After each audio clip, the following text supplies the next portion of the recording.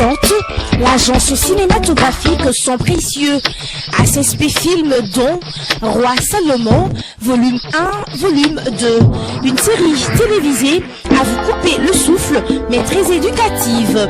Retrouvez dans celle-ci des artistes talentueux tels que Vue de loin, Meta, Patrick Junior, La Terrible Wabi, La Bidjanaise et tant d'autres artistes.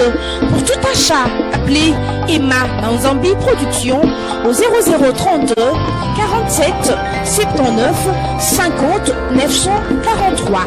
Je répète, 0032 47 79 50 943 ou écrivez-le par email emma.manzambi@hotmail.com Anvers, Belgique. Emma Manzambi Productions, les sérieux de le travail. Mbote ba internaute ya www.congolokolenews.com. Boebiete bato na poto ba combattant ba télémela kibongo concert ya JB Mpiana et lelo résultat eza positif. Concert wana eza annulé et kozala te. Yango Congo lokole azotambusa micro na ye na centre ville pour azwa réaction quand même ya population toye ba peso ki population pe et sepeli ndenge ba annulé concert wana ya JB Mpiana. Yango na kata centre ville na zotambola nanga na kutani na porte-parole adjoint ya UDPS monsieur Augustin Kabouya ndena otuna pe question mbote papa mbote madame. En tout cas, dans ces pays qui ont nzela na baladeur na biso, papa oza au courant et que concert ya JB Mpiana eza annulé et que salema lisusu te. Moi réaction na yo bana poto bala. Bon, merci pour la mutuna na mais je pense que ce qui vient de se passer en Europe, ça doit interpeller beaucoup d'hommes politiques que nous sommes parce que JB Mpiana a voulu seulement payer le prix. Na likambo ya yebi e bandeli pesuka na ngote. C'est un message au peuple ya diaspora azako lancé na ba homme politique au bazana kati mbok. Ezaka pona JB Mpiana te. La conclusion c'est laquelle ngana ko sabino ke bato poto balingi na bango ko sentir mais c'est Kabila te. C'est ça la réalité. Puis dernièrement, on l'a dit bien moko na kati na biso na lingoma na biso IDPS ameka ki ko sala moi déclaration moko à titre individuel qu'il voulait travailler avec Kabila mais ba réaction ezaki ebelé. C'est par rapport à ça on a affronté la population. Même dès qu'on a JB Mpiana, quand on a une émission Moko na lobby, il doit beaucoup faire attention. Puis ça joue même sur son avenir, même sur sa carrière politique. Il ne peut pas aller à l'encontre, à contre-courant de la volonté populaire. Batouana baboui. Pourquoi bazobo la musique et betama. Il ne fallait même pas accomatir à niveau à Komakiwana, puisque et jouer ming même sur crédibilité naie. Conseil européen, ça y est, à la prochaine, à éviter qu'à affronter la population, ils ont bien été. Puisque Batouana, c'est une couche, c'est toute une communauté. Tant que vous avez affronté la carrière, et cause à la mise même en cause à partir de dérapage et les kakiwana bon. Donc, on souhaite bango kaka bonne continuité na makamu na bango. C'est ce que moi je peux dire, comme je ne savais pas comment est-ce que programme qui musique na bango. Je ne peux pas faire trop de commentaires, mais en résumé, j'ai voulu seulement dire qu'il n'est pas bon, il y a qu'aucun à l'encontre, il y a vie populaire. C'est très important. Tout homme politique doit tenir compte de ça. Même Bissoy. Tant que la population est d'accord, c'est pour éviter les affrontements. Mais ceux qui ont le lobby qui ont affronté la population, vraiment, c'est très dangereux. Merci beaucoup, Bolandi, Monsieur Augustin Kabouya, porte-parole adjoint. Il y a eu des pestes. Tous autant toujours. Tokutanana Batouba Oloba pour la annulation. Il y a concert, il y a JB Mpiana le 21 décembre. Merci. C'est moi qui vous remercie, madame. Bonne journée. Merci. Bon, Ngana Oloba Boye est un peu triste parce que c'est un artiste et musicien. Aza Koubet a pu poiler sa famille nae. Mais quelque part, bande konabiso la diaspora, baza pe na ba raison na bango, ou biso to landaka. Na voix ya ba réseaux sociaux bon na koyi ko pesa bango vraiment faute pour ba musicien na biso pe il faut bazala ba responsable il faut ba baza ba leader d'opinion o nyos bazo bimisa na maloba ou ba fait geste nyos baza ko sala ba conséquences ezali vraiment soki ba boyango pona patrie et kende liboso pour na Congo ezala avancer. En tout cas naza ko soutenir bango soki démarche na bango ezana nzela wana problème ezali te ko apprendre pe ba musicien ba yeba ko se comporter na avenir. Oh naza nango ya koloba yango wana. Alors un message particulier peut-être à JB Mpiana, à Ndarapé Congo le Kolé. Bon, pour JB Mpiana, j'ai dit toujours courage, continuer à faire la bonne musique. Zala conséquent, peut-être Zala pe mobile, yomogo yebe ngake c'est passé car ndengwana parce que bazala ki na d'accord te, ko se décourager te beta musique. Mboule beta rekata na rapé un jour vous allez reprendre Zénith et déplacer tout basal mythique et c'est déplacer te ko sala toujours la bonne musique. Courage place aux ali. Eko beta mate, holobini. Ah bon, ngai selon ngai na yebite pona makamwa musique bon, selon ndenge ba moneli bon. Baza na raison parce que jibe akoko se soumettre parce que biso d'avance ce n'est que normal pour namboka non so nungu ezali yo kende yo zo kende osepel. Bon. Ba kotoyo bazo mona passe. Ah ba peuple ba kondimate. Les solo. Parce que il y a Mbela qui pouvoir en place, Mbokeza na guerre, Mbokeza bitumba oya feti, o sepela pendant que batuba okufa concert wana ekozala te, ba autorité française pe ba annula ngo. Eza mutu alibosa Mbela gouvernement TJB. Même ba lwambo pe ba Mbela Mobutu, ba mise ya kala pe ba Mbela Mobutu. Boketsu premier akenda ka 10 ans États-Unis de 90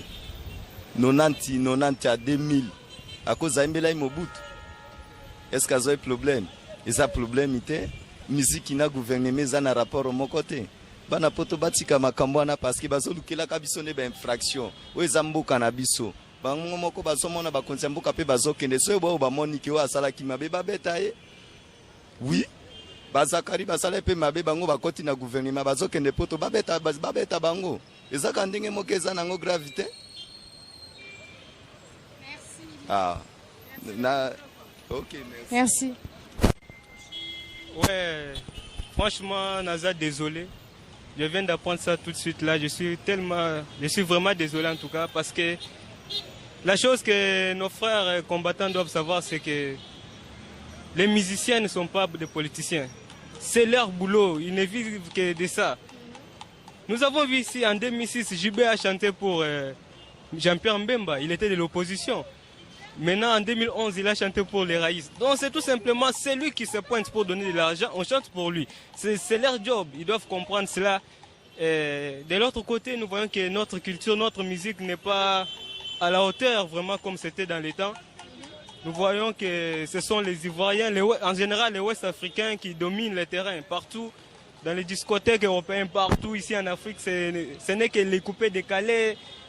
Les hip-hop et la rumba, non, la rumba, ce n'est pas comme c'était dans les cas. En tout cas, je suis vraiment désolé.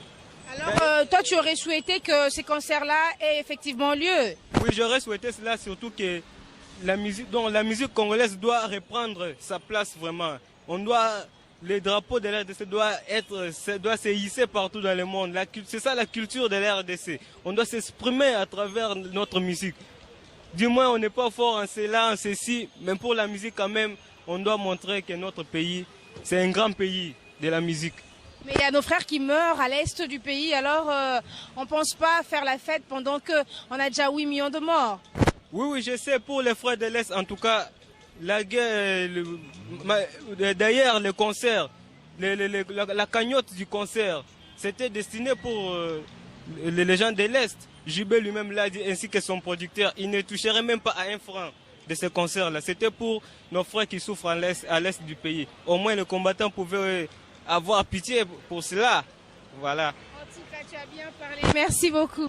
Je viens de l'apprendre effectivement ce matin. Je suis désolé du fait que la musique congolaise, normalement, ne peut pas être associée à la politique quand même. Parce que nous voyons que nos musiciens doivent se détendre quand même à l'étranger. Ils doivent prouver de quoi nous sommes capables quand même. Ils doivent montrer comment notre pays est en train d'aller de l'avant concernant la musique. Quand même, la musique éduque. Quand on chante, ce n'est pas pour dire que non, on est en train de faire de la blague quand même. On doit savoir comment respecter nos musiciens, aller aussi de l'avant. Mais je trouve ça un peu bizarre du fait que les combattants n'ont pas voulu, n'ont pas manifesté leur amour envers leurs frères, parce que normalement, la musique devrait apporter quelque chose de plus. Il devrait apporter quelque chose de plus. Ça pouvait éduquer. C'est au moins ça, c'est que j'ai compris. Biso de moniango bien, tetaka biso bata JB quoi. Biso de sepelane na JB, po jiba embara bien. Papa chéri, papa bana, lora biso pene la betolinga oyoka ne mingi JB. Donc fait batika o JB na beta kune ça bien. Est-ce que JB a beta te? Wa lora biso bana kini donc tout monde lora ba bomi biso. Po na JB. Po biso ne to linga JB. Ngane na abwe makila JB, na lelande JB donc ba fait batika JB beta kuna biso to sepela. Total abongo to ka sentiment makasi. Merci. Tona posa beta na kini ba sepela to kai. Mais boyo kai te parce que concert eza sous-souté. So ba sali bongo ba bomi biso po to zela ndeka concert na eto ka papa chéri leader amufu ben. De to mesana yo kai mbalo mbala. Merde. Toyo kanjemba fali okata na ndeni. Yo lelika concert ndenge eza. Angwana ebeta nde sikoyo. Ebeta ntendeni mais so asali bo babomi biso to zela ndeka concert aji. On a concert wana so ebeti yo linga oganye ni. To sepela na maloba alobi na kati ya concert na banjemba beti yango esepelisa biso nde to abo. Kitoko. Bon, ngai pe na yoki nanu te mais décision so azwi bongo est injuste parce que JB la politicien te aza mutu aza artiste et musicien aviva na œuvre na ye donc il fallait kobeta musique ya sepesa bandeko mosusu baza na poto na biso mpe batolingaka ye quoi mais soki bakoki banila yango bon nga namoni motivation moko te bakoki banila yango quoi mpona JB aza ni politicien aza ni soldat mosani eza miziki groupe d'individus moko boso ba d'accord te que musique est bêta. Toi la démocratie, c'est au ligne le côté tika ba mususu ba lingi ba sepela nango. Faut pas ko influencer na ba désordre banini moni que ela bena bien te. Au moment où ba tout ba préparer ngo des années, des mois ba répétition, investir ba moyen na bango et comme isko na moment moko boye boso ba billet, ba visa, ba réserver ba hôtel, ba lo ba mo ka sibitima concert exact à 2 jours événement. Monde nani so ozongi sa biloko na tout bambongo na manque à gagner moni donc ngapena de ma part étant que maître bambou comment on mettre bambou et bola na sepel la décision en até comprendre ce babo est concert bête fallait pas le même 1 mois 2 mois avant que concert aux alaté pour festival salle affiche salami ba publicité on a tout zambongo mama OK nga comme on a mettre les casseurs. Donc on a totalement dessus na quoi prendre une nouvelle wana je l'ai appris hier et aujourd'hui matin j'ai essayé un peu de vérifier. On a totalement dessus parce que JB n'est même pas un politicien. Biso tout honnête ba biso doit diaspora de l'Afrique du Sud. C'est anormal, on ne peut pas empêcher ba musicien na biso ba beta raté. Na ebité so na kati ya bana mai wana o bazana bango contre. Moi, je peux être contre nous, la JB. Je reste à la maison. Et que concert est bêta parce que je ne veux pas entrer dans Marambo, on bien. Mais si je commence à contraindre les autres de ne pas y aller, et ça, c'est normal, c'est comme une atteinte à la liberté à Baninga. Donc, il faut toyer baga. Au moins, biso bato libanda surtout. Mouteman mabe entre biso. Ça, c'est la vérité des choses parce que toyebi. Il n'y aura rien de palpable. JB n'a jamais fait la politique, il n'a jamais été candidat, il n'est jamais passé à la télé pour dire aux gens pour tel. Il ne l'a jamais fait. Ouais, mais maman, Nana Yemba, tu peux aimer la Mobutu, c'est à deuxième volume. Mais Mobutu a détruit ses pays et Salani. Donc, Bamara Moussou, c'est un qui nous t'aime à ma baie. JB Nassima, JB Azana Mbongo, ne vous en faites pas. JB s'il a voulu peut-être se déplacer avec nos bêtes pour na bana on a Moussou Bazara Sima. JB a son argent, il a ses moyens, vous croyez quoi? Moi, JB a beaucoup fanzara. Mais bah jeune musicien, bah qu'on a biso Yohana. Oh, le lot peut-être il fallait que ne pas azuma chemise, azuma 10 €, 20 €, na Simona bah ndegone bah vivre ce qu'on est sanga. Tout simplement parce qu'un groupe de gens vous décidez baninga ba évoluer non to longola mutema mabe lelo musique na biso eza na kokita ba jete les Nigériens lelo to mo be dans musique ba Nigeria. Vous croyez que le Nigérian kutu ba na problème ba Boko Haram? Il y a même les terroristes chez eux là-bas mais basarani Les lots sénégalais, les Ivoiriens, les lots, ils ont des problèmes très sérieux. Bon, mon ango. Mais vous avez déjà vu des Ivoiriens empêcher les Ivoiriens pour jouer la musique. Et ça les mène nulle part. Donc, Moutema Mabé, des jaloux, Moutema Mabé, Botika Moutema Mabé. Bandeko, il y a solo, Boutiko Landa, réaction. Il y a population par rapport, il y a annulation, il y a concert, il y a JB Mpiana na Zénith de Paris. Concert, on a effectivement, ils ont annulé. Boyoki, kasi batwa poto babenga abiso, baebisa abiso ete. Il y a solo, tangu nyonso concert, ils ont kubeta na poto, ba remarkato ya kimoibi e mataki. Bana baliki kokende na ba maison, ya minene balata ba abi de marque.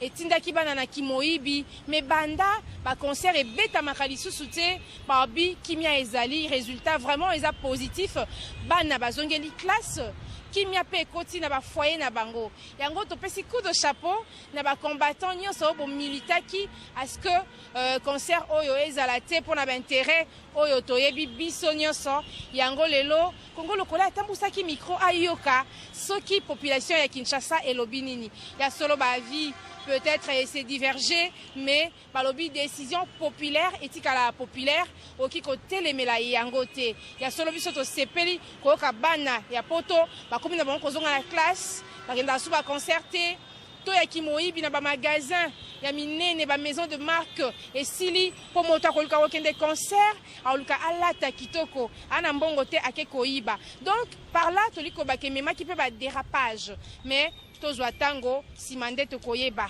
na pesi merci mingi na Marianne Mafolo oyo azui ba image oyo na pesi merci na Patrick Sala oyo a monté yango bonne année et bandi déjà qu'à la tête aux années 5 ans mais na profité na pesa Zizina Muluma mbote depuis Canada na pesi susu Marie Mboke Agwabi ba mbote ebele na pesi mbote na Laetitia Bisengo Claudine Bisengo Claude Bisengo là c'est ma famille ba réclama yango trop lo na salle ba plaisir na pesi mbote na Godé Nzikisa ba mbote place oza na pesi mbote na Berton Tedela na pesi mbote na ba internaute nyonso ya Congo le collé news.com na bo sanité mbote na musée de beauté hein musée de beauté une grande boutique na katia Atwater 515 na Montréal bangonde bazola tisa maman na bandela lisusu po boyoka bien mbote mingi na boutique musée de beauté 515 à Twitter wapi mama azola tabokende Montréal dali mobembo kende Montréal ana putu ya banda bokende Montréal lelo na pesi ba mbote mingi eza vraiment habitude à gudilte mais batu ba sengi yango merci encore une fois na ba combattant pour la lutte na bino car seule la lutte libère tozana posa mboka na biso ezwa bonsomi tozana posa makambo sika ezala tozana posa congolais alia alala alata malamu azwa soin de santé kimia boboto oma bota mabino ndeto kutani mbala ya sima merci beaucoup. Ima Manzambi Production présente l'agence cinématographique Son Précieux, ASSP Film dont Roi Salomon, volume 1, volume 2, une série télévisée à vous couper le souffle mais très éducative. Retrouvez dans celle-ci des artistes talentueux tels que Vue de loin, Meta, Patrick Junior, La Terrible Wabi, La Bidjanaise et tant d'autres artistes.